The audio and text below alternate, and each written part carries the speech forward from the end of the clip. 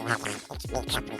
My mommy is the best. Super mom will be next. She helps mommy get their smiles back, their giggles back, and their sparkle back. You wait for the straw brush. Get ready for that super discovery and super strong. Welcome to another exciting episode of Healing for the Soul podcast. It is your go-to resource for parents and want-to-be parents who strive for success without sacrificing connection and well-being. Each episode delivers actionable strategies and inspiring insights to help you build emotional intelligence and resilience for yourself and for your family. Strengthen relationships with yourself, your partner, and your children. Master parenting as an entrepreneur, even while raising young children. Discover life and parenting hacks that simplify your journey. Explore hypnosis and other healing modalities for a deeper transformation. This podcast isn't just about parenting and a fertility journey. It's about creating harmony, wealth, and alignment in every area of life. Let's get started. Today is season 6, and I am your host, Robin Stoltman.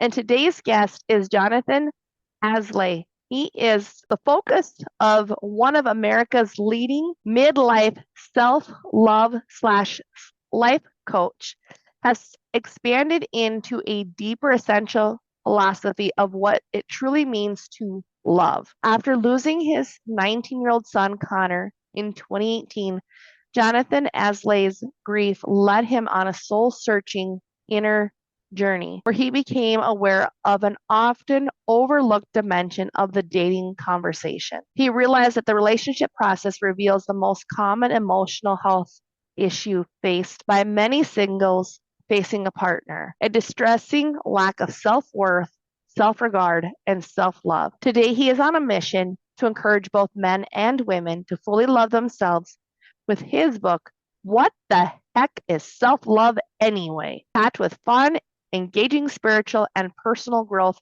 practices. Thank you, Jonathon, for being here with our audience. I love that cover, by the way. Oh, thank you. Thank you, Robin. I appreciate that. Yeah. So the cover was, it's kind of funny. I'll share it for those that can't see it on audio, but on video later. It was just a weird idea. And then I had someone draw it up and do it. And I'm like, oh, I'm going to go with it. It's one of those that just like, you want to look at it. Like when you look at all the books on the shelves, like in general, you want something that's quick, simple, easy to catch to the eyes. And that really is. And I like the back cover. It was taken, the back cover was taken when I was at a friend's patio and it was misty out. So it kind of gives that illusion of being in the mystic, so to speak. But enough about the book and me. What do you want to talk about with your audience? Well, I just want to know, like, so you lost your son at 19. How did that impact you? Because that had to have been really, really hard, because I've only experienced miscarriage and I know how hard that alone is. And I know, like they've said, like child loss is child loss. You've had 19 years with your son. Yeah. How did that affect and shift your work? Sure. And to those that have lost a child, to those that have lost family members, the loved ones, each circumstance is unique to themselves and how we interpret that. So, to the extent, I think you said something like one loss versus another. What was interesting was, of course, beyond the shock of it, I remembered kind of getting to a place of acceptance pretty quickly. Now, I say those words, but I also spent a lot of time reflecting if I was spiritually bypassing my grief. And so just to give you some context, when I was giving I believe it was 2 weeks after he passed, we had a service and I was giving his eulogy, and I looked at all the family members and the loved ones and friends and all that stuff. And I said, I stopped and I said, look, we can grieve with suffering or we can grieve with love. And at the time I didn't know, I think I was just speaking, I was channeling in that moment when I said it, but what occurred to me was, well, he wouldn't want us to suffer. Like, I know that he would not, he want us to thrive. And it's one of the reasons why I like certain cultures that do celebratory funerals. I mean, like a really big celebration for the person's life. But I was like, what does it mean to love? And I'd been blogging about self-love in my dating and coaching practice. And I'm like, okay, this is inspiring me to really, what does it mean to love yourself? Now, a lot of people get hung up on the word self-love and, and let me just tell you, self-love isn't manicures, pedicures, that sort of thing, massages. That's self-care. And it could be wrapped in love. But to me, self-love is self-worth, self-reliance, self-regard, self-esteem, self-confidence, self-resilience, self-discipline. It's all those juicy words wrapped in love. But more importantly, for those of us who are adults, all of us has an emotional 6-year-old inside of us. I don't think any of us have graduated too far past an emotional 6-year-old. And if I'm offending anyone, I apologize. But we all have an emotional 6-year-old inside of us. And self-love is like giving that emotional 6-year-old like the adult hug and saying, I've got your back. So when I started writing the book, I was just blogging about what it means to love yourself. And in truth, anyone who purchases it, it's on Amazon. Yeah. Look, it's very simplistic. I mean, it's not like the Untethered Soul or Return to Love or a Rumi quote or anything like that. It's just a very simplistic approach to begin a process of inner healing. And it's also, hopefully, it invites in self-awareness and a self-examined life.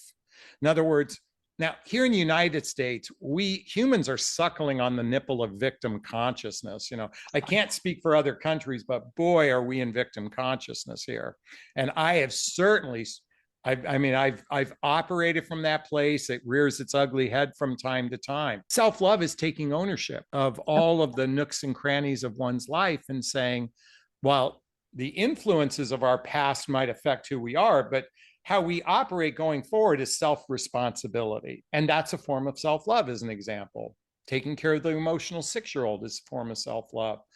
Working on one's self-esteem and self-worth is a form of self-love. And by the way, Robin, we humans, I know I'm still scratching the ant's belly on this stuff. I am not here to profess any sort of enlightened being, with a halo behind me. But what I can tell you is, I've been in the pit of despair many times. I lost my identity after going through divorce and getting wiped out in the market crash of 2008.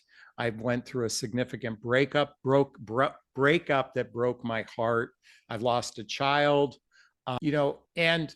and what self-love, inner work, we'll call it inner work. What that does is it builds emotional scaffolding. I think of it like scaffolding. And the more scaffolding we build from an emotional standpoint, not to block us in, but to hold us in place so we don't fall in the pit of despair. That's what I'm here to encourage for every human. Well, I'm trying to think of what scaffolding is. Like, I'm thinking, I've heard of it, but I'm thinking it's like a foundation is like what I'm thinking of. It's like you got to build that firm foundation of where you stand, and like you're building like the wall. Well, to some degree, yes, but I'll put an and to it, not a but. Okay. The way I envision scaffolding, it's like, I don't know if you remember, about 20 years ago, they were working on the Statue of Liberty, and there was all this scaffolding around it, so the workers could sit and work on pieces, and it was covered around this, went around it. From that vantage point, that's what I'm looking at. So, this isn't easy stuff, for the person who's listening here, I just want to say there's nothing easy about this. But what I can say is I'm inviting everyone to take a step in the direction of a self-examined life. And the more you do it, the more you do it, the more you do it, the more you do it, the more you do it, the more you do it, I believe the happier we become. I would agree. And then you're like, I don't need all this stuff. You come to a point where you just don't need it. Like, I saw my husband the other day in the Walmart. I'm like, I go to the store. I used to be a retail shopper, the time, and then I realized like why I do it now. It's because I can buy something in my mind and I don't need it. But I can just buy it in my mind and say, I don't need it. Just put it back, I'm okay with that. It's like, I don't need all the stuff because I've done so much work on myself that I'm like, the stuff isn't what brings you happiness. It's being the people. It's around who you're surrounding yourself with. People is what really, truly matters in our lives. It's not all this stuff. The people got it backwards. There's no doubt about it. Not. It's interesting. They've done studies, and they can go to the poorest part of India as an example. And I think it was the movie called The Happiness Project, where there was like a family of 13 living in a 100-square-foot box. They were happy. And here in the United States, if we don't get that like on an Instagram post, people are losing their shirt. And so it's fascinating. And we're all on a unique journey. Your journey is different than mine. We came here to, I believe, to experience emotions at its fullest. What the podcasts like yours and others is just we're voices to say, hey, there's an inner world outside of yourself, that external thing you talked about, those things and goods and all that kind of stuff.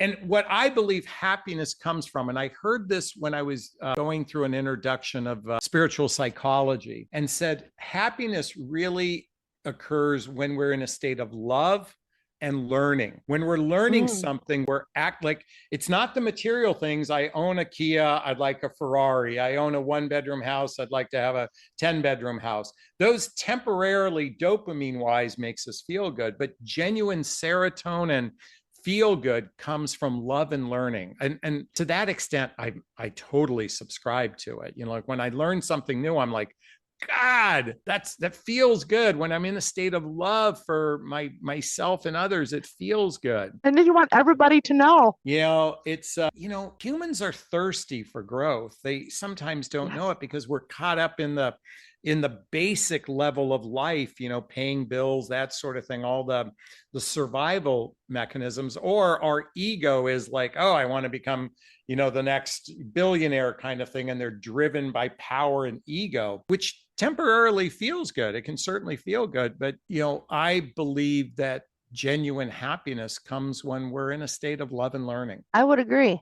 Because it's like what I said is that when you learn something, it's like when I first learned about hypnosis the very first time without any training yet. And I just learned about it. And I had my very first one. I'm like, when I came out of the trance, like it's equivalent to sleep. But it's like when I woke up, I was like, wow, everybody needs to experience this. Yeah. It was so deep just to relax. And it was the first time in my entire life I was able to relax. I was like, everybody needs this. Yeah. Well, then I started it as a business because I wanted to learn more. Well, then I'm like, a lot of people, they just don't want to know. I think they're just scared of how powerful they really are. And they're unaware of it, that they have the power to shift and change and do things greater than what they are now. Like they think they're doing great now. Yeah, life's comforting, it's okay. But why stop there when you can have so much more? It's funny, as you're sharing this, I'm thinking of parking karma, parking the car and getting the close spot. And, it's interesting because I was driving to this one coffee shop every other morning for a while, and I was always getting a front spot. So I kind of adopted this parking karma. And then then one day I didn't get a spot, and I'm like, like this. And I'm like, no, I've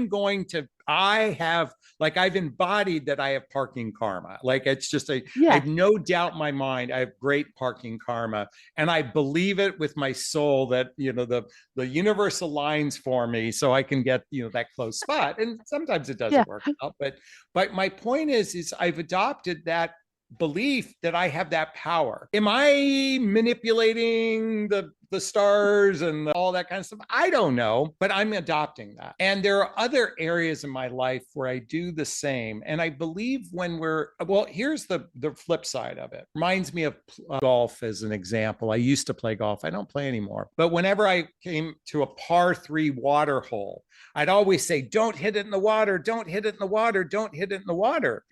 What would end up happening? 9 out of 10 times I'd hit in the water because I was focused on what I don't want. When I started to shift my narrative and saying, land safely on the green, land safely on the green, land safely on the green, it happened to land more on the green more often than not. So how we feel about things and what we say matters. So I'll give an example that I witness, particularly with the women I'm coaching and the men. Yeah.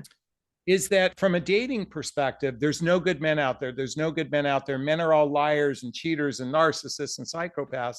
And I've given up on men. If that's the state you're in, you're only going to keep seeing more of that. You know, if I live in Los Angeles, if I told you to pay attention to the white Teslas, all you would see is white Teslas driving. And I mean, you would. Yeah, it's true.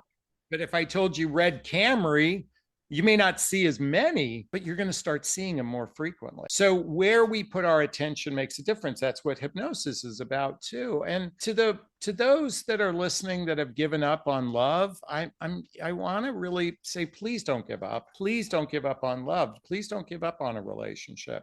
Maybe you might need to do a little bit of reframing, a little bit of rework. That's fine. As a friend of mine once said to me, love is a risk, but it's still the best game in town.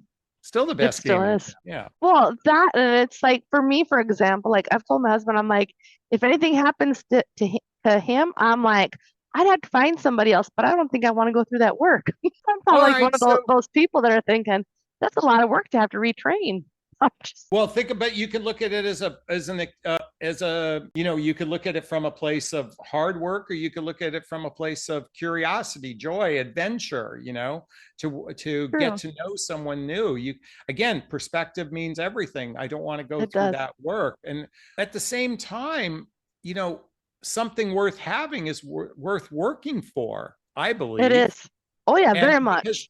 Because here in the United States, we are suckling on the nipple that it's just supposed to happen freely and easily. We have this narrative that's the Cinderella narrative. Well, guess what? You know, Cinderella, you know, there were 100 other women in that town that didn't get Prince Charming, you know?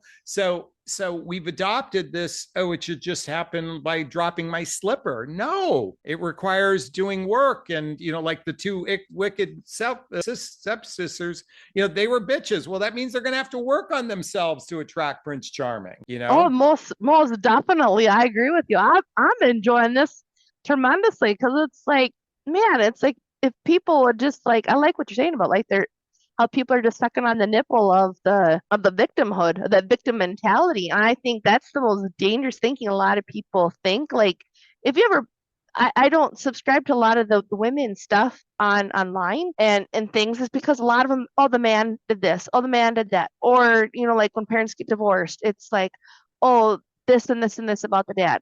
It's like, well, you laid with them, you had the kids with them, look at yourself in the mirror. Like, you're the problem too. It's not just one way. That's one thing that I've never understood. It's like, you have to look, it's like you said in the very, very beginning, of how when you love yourself, you take ownership, you take responsibility for yourself and for your actions. And you're just like, forget what everybody else is. Like, you forget, I've done the work so much on myself that I'm like, you know what? I realize that I'm not the problem. There's other people around me that are causing things. It's not me. Because I've done the work so much that now I'm to the point, they need to change, not me. It's on them too, because it's like when you get to look in the mirror, you're like, okay, I know what's mine, and you take ownership. So how does this play, like when you're dating and you're finding somebody new? Because like you said, love is a risk, but playing life is a risk. It's one big game of risk. So this is a great question, and here's where it gets a little tricky. So throughout history, you know, if we look at human pair bonding, it was predominantly survival based for a couple 100,000 years. And then, you know, sadly, women were treated as property for quite some time. And then women have certainly been dependent upon men for survival. And it's only been in the last 50-ish years, maybe 60 years, that women have been empowered. And now, you know, thankfully, they're in a position where they can support themselves. You know, there isn't the same dependency as it used to be. And not to suggest there aren't relationships where it's, you know, the man is the breadwinner and the woman's the caretaker. I'm not talking about that. But so one, women are more empowered than ever before, but we're really stuck in the narrative that relationships are built through attraction, entertainment, romance, and physical connection as the birthway to trust. Okay. If we have attraction, if we entertain each other or romance each other, mostly the man driving the bus in that regard, the man drives the entertainment and the romance and the physical connection, that somehow we will have built trust. Okay. That's like, it's a given if we're experiencing this. Well, that's the furthest thing from the truth. Trust is not built through attraction, entertainment, romance, and physical connection. Trust is built through friendship. Friendship is about genuinely getting to know the other person, but more importantly, liking the other person for who they are, accepting the person for who they are. Okay. That's how we get to trust. Trust is built through social activities, hobbies, mutual interests, spending time with family and friends, traveling together, teamwork, building skills. That's how trust is built. But in our society, the penis will go inside the vagina well before trust happens. I mean, well before trust happens, well before you actually know whether or not you like this person. We can get attached to somebody that we barely know, thinking, oh my God, it's butterflies, it's this, is that. Well, oftentimes it's an insecure attachment to a person. What my industry needs to do, and I'm saying the dating and relationship coaches, what we need to do, and we do a really poor job at this, in my opinion, is teach friendship building skills, not how to avoid the wrong person, not how to, reject, like, in other words, we're so hyper-focused on what not to do, and in the sense, or avoidance. And it's a lot of, most dating advice is built on confidence and attraction, but it's not built on how do you make this person a friend? All we do, what dating coaches do is they say, slow down, as if it's assumed that if you slow down, you'll build a friendship. No, you have to be curious. You have to be present. You have to be grounded. You have to ask deeper questions. You got to find out, how fucked up is this other person? Because everybody's fucked up. It just depends on degrees. Okay.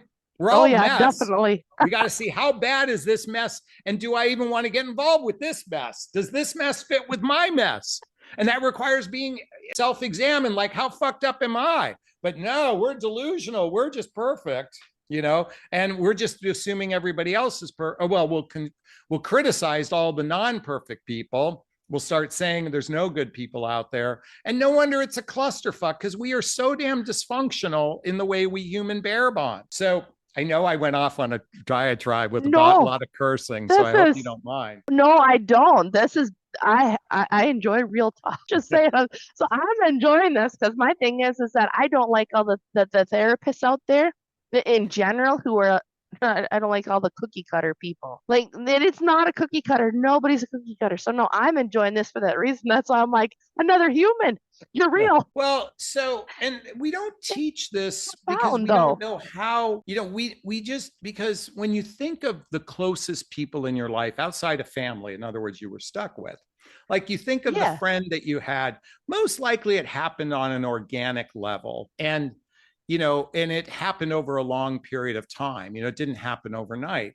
But in the dating realm, for those of us that are looking for a partner, if we're not intentional about the process, if we just have this, it's just supposed to magically work out. If we're attracted, we entertain each other, we romance. Men are supposed to climb to the highest room of the tallest tower. Men are supposed to do all the work. Well, men are fucked up. I'm sorry. Men are clueless. For those women out there, you're giving the job to the wrong person. I'm here to say to the women listening, you are in charge of your relationship destiny. Don't give that up to a guy. Guys are rather clueless. Women are slightly better at the emotional container, slightly better. And let me just say this, slightly better, because just because a woman can vomit her emotions and feelings doesn't mean she's saying it in a way that can be seen, heard, and understood. And yes, men are stoic and keep their mouths closed, but trust me, if you learn these communication skills, if you work on your stuff, on your childhood wounds, your adult traumas, you work on that stuff and learn how to be better communicators, it will start opening up emotional intimacy.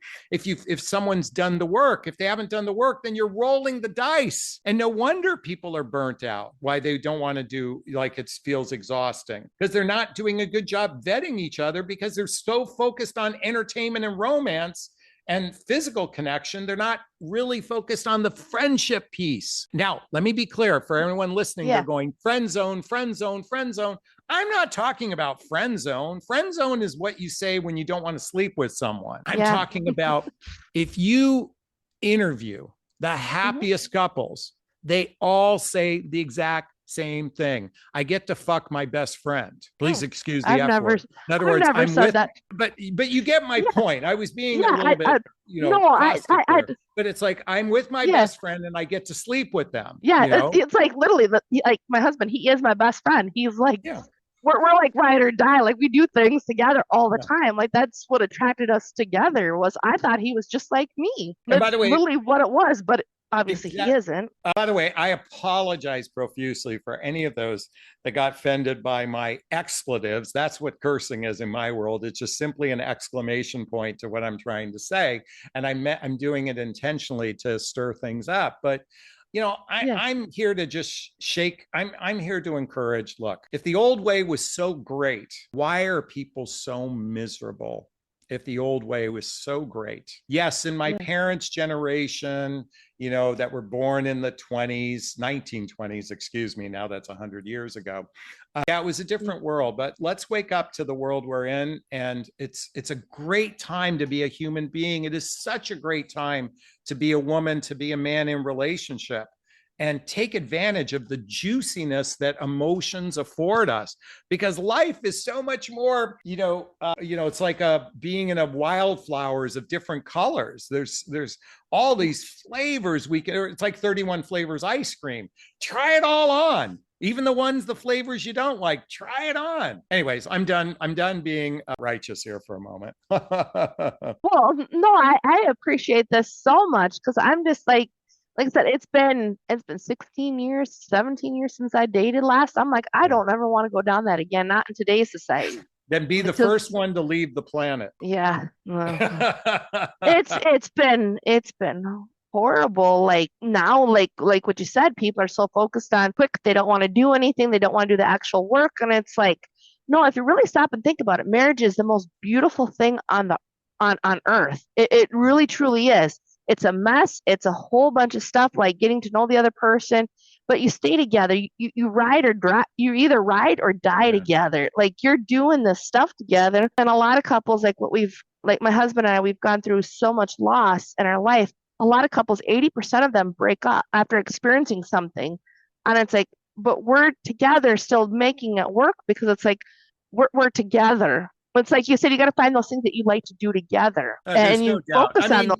That trust building, like we talked about, Yes, synergy. It's not just bedroom and looks. That's not. Can you looks. hear me? Yeah, I can. Okay, I just didn't know if my mic went out. The more aligned we are, the more passions we share, the more those types of things. Certainly, sense of humor makes a big difference.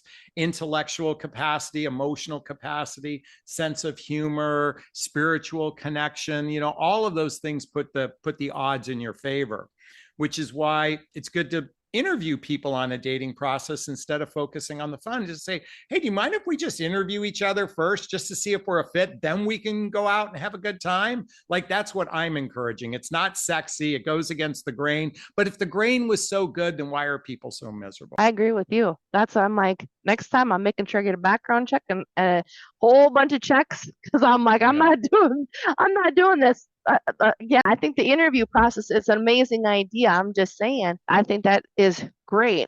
And then I also want to know if someone is listening and they feel unchosen, unseen, or too much or not enough, what is the first practical step they can take today to start loving themselves differently? Wow. So that's a great question. What's the first thing you can do? I think I would say I take ownership of my life. Would be the first thing I'd say to myself. I take ownership of my emotions, okay? And taking ownership and just claim it. I'm taking ownership. Like the past is prologue. Whatever happened to this point prepared me for where I'm at today. I take ownership for my life. I take ownership of my emotions. God, there's so many great books. I don't even know where to start. A couple books aside my own book, What the Heck is Self-Love Anyway, which is great because towards the tail end, it recommends my reading list, and which would include The Untethered Soul by Michael Singer. It would include Return to Love by Marianne Williamson. It would include watching Wayne Dyer as an example, or Abraham Hicks, or even Tony Robbins, and start immersing oneself in personal development, self-help, spiritual work. I would also begin a breath work practice. Learning how to breathe calms our nervous system. Start a breath work practice, even yoga, doing sound bowls. These are just a couple things. And if you feel like you're in a lot of pain, then seek out a therapist, seek out a counselor, seek out a coach. and say, I want to start living a self-examined life and I would like some help. And find a good confidant in your life, somebody in your life that is a friend, someone that's trusted, maybe a mentor, someone who's a little bit older than you. You don't have to pay, somebody that's willing to talk to you on a regular basis and say, I want to live a self-examined life. I want to look at my fears, my insecurities, my doubts, my negative patterns, my limiting beliefs, my judgments. I want to start looking at them and start living a more fulfilled, examined life. And that, I know, when I answered your question with like 7 or 8 things, right? But I hope in the juice of that, please go back, rewind it, write it all down. If this really, if this even remotely resonates with you, rewind, write it all down, what I just shared. And certainly, reach out to someone like Robin or myself or someone that resonates with you and say, God, I'd like to talk to you just to get some perspective. And you don't have to do, years of coaching. No. You could do some small steps and recognize that joy does exist. It does exist, and it's not driven by money or the material things. I think the greatest joy comes from love and learning. It definitely does. And love is the highest vibrating frequency as well. Yeah. It's the most. So how can people get in contact with you? Well, thank you, Robin, for having me on. It's been fun to have this conversation with you. Hey, look, my name is listed right here. Just cut and paste Jonathon Aslay. Put it in Google. The first thing that will come up is my YouTube channel. I got a couple 100,000 subscribers. I have my podcast called What Would Love Do on Apple and Spotify. My website will come up. My Instagram will come up. My Facebook will come up. What else? My book will come up on Amazon. So first 5 or 6 things that come up, that'll be plenty. And if you want to connect with me, just go to my website, hit the contact page, write a message. My assistant will forward it to me and mention Robin Stolt. How do I pronounce your name? Stoltman. I got tongue-tied for a second. And I'll be sure to give you a little extra special attention. Awesome. Well, thank you so much, Jonathon. I really enjoyed this conversation today. Like I said, it's been a while since I've had real conversation. I think you know what I'm talking about. It's like you get that spitfire. It's good though. I love it. I appreciate you as well. Have a wonderful day, everyone. Be well. As always, I just want to thank you for your time and energy while listening to today's episode of Healing for the Soul podcast. Be sure to like, share, comment, and subscribe to Healing for the Soul podcast wherever you get your downloads, you're listening to your podcasts, and keep coming back for more episodes. Thank you, everyone, for your time and your energy while listening to today's episode of Healing for the Soul podcast, which also can be found on YouTube.